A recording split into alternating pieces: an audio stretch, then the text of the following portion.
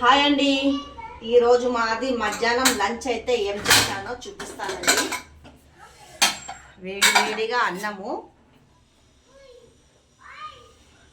ఈరోజు నాగుల పంచమి, మా పూజ అంతా ఇట్లా కంప్లీట్ అయ్యే వరకు ఈ టైం అయితే అయ్యిందండి. ఇక్కడ వచ్చేసి అయితే సప్పటి పప్పు,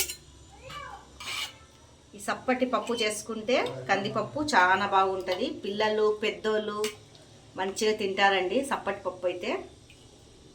దాంతోపాటు పెరుగు, మిరపకాయలు, తర్వాత మామిడికాయ పచ్చడి.